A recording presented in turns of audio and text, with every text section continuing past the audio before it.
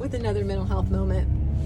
I just wanted to real quickly talk about the psychological stress of loneliness. And I know that I talk a lot about reasons why relationships fail, ways to heal from brokenness, and that, you know, it's important to have in order to have a healthy relationship, that you have two healthy people, you know. And I do want you to do the work that needs to be done. We all have to do the work that needs to be done, heal from previous wounds, and to constantly be learning and growing and being better people. But I also just want to acknowledge that it is fact, it's science, it is, you know,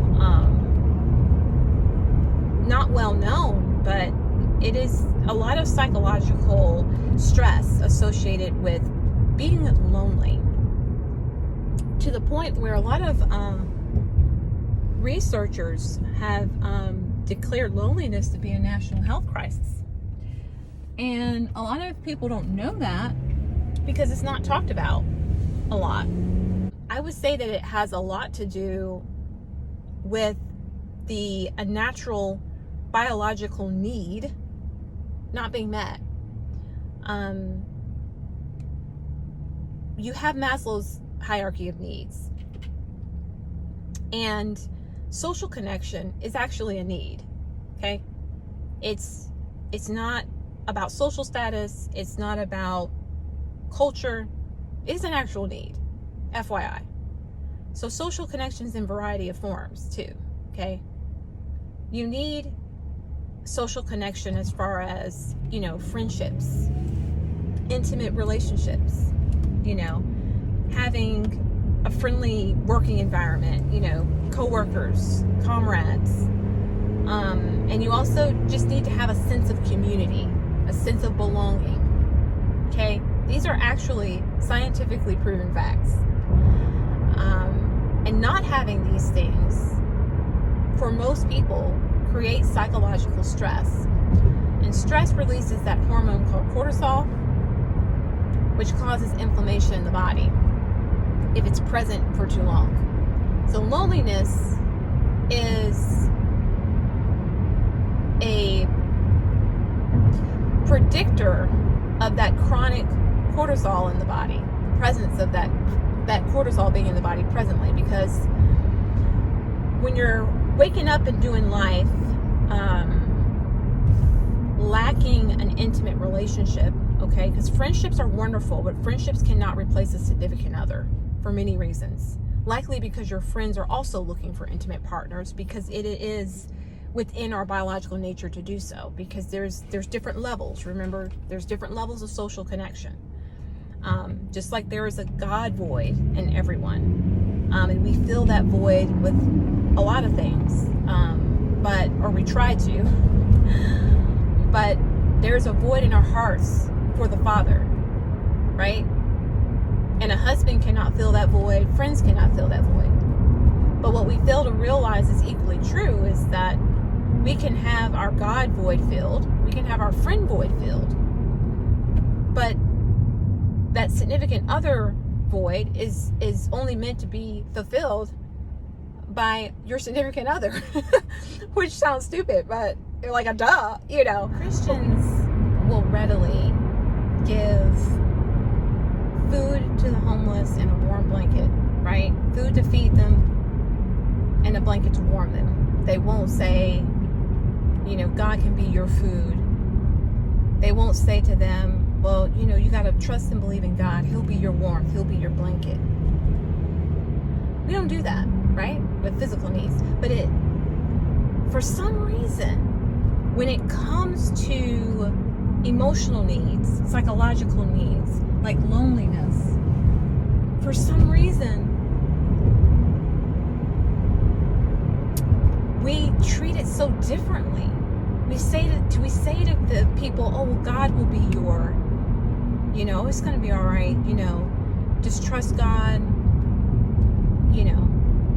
And I do honestly think it's because when it comes to those psychological and emotional needs, we don't ourselves really know what to do.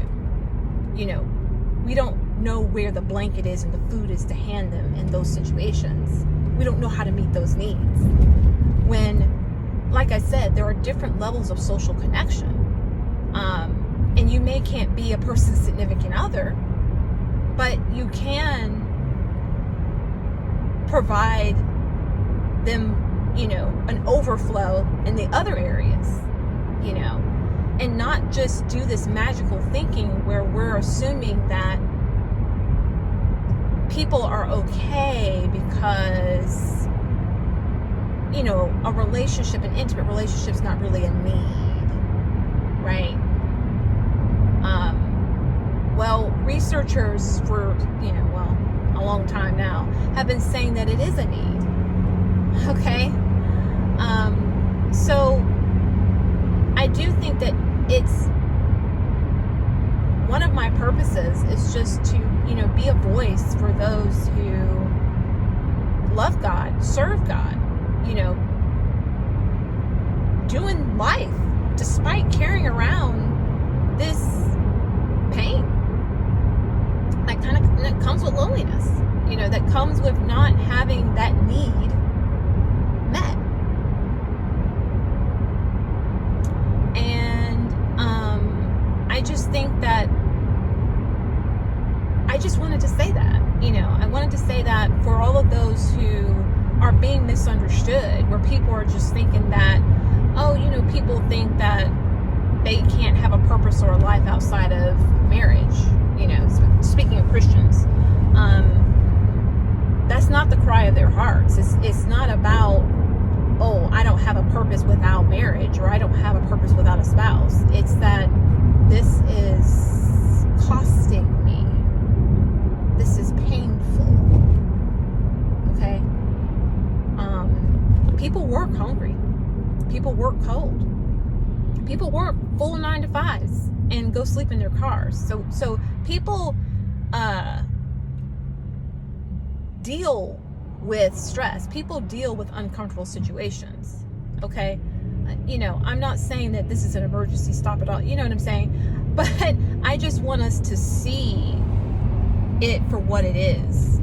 And I want it to be given the respect it deserves. So, it doesn't mean that this isn't about sympathy. This isn't about a pity party, okay? But if you found out one of your dear friends was sleeping in their car, I would hope that you would care. You know what I'm saying? And I think that that's all that it requires, is for people to care. And people, in order for you to care appropriately, you have to respect suffering appropriately. Okay? You got to work on your empathy muscle. Okay? Because the devil is going to continue to run circles around people in your life that you care about, as long as you continue to ignore this. And absolutely pray that they get, continue to grow emotionally, like and all the things that I'm saying, you know what I'm saying? Because we don't need any more bad relationships. We don't need any more toxic relationships. We don't need any more of that.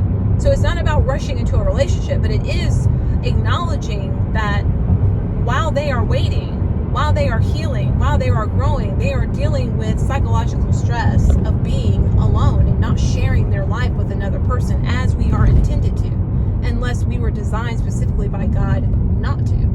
You see what I'm saying? So see it for what it is, okay? And let's stop seeing it for what it isn't. Because you can't help anyone if you don't see the truth.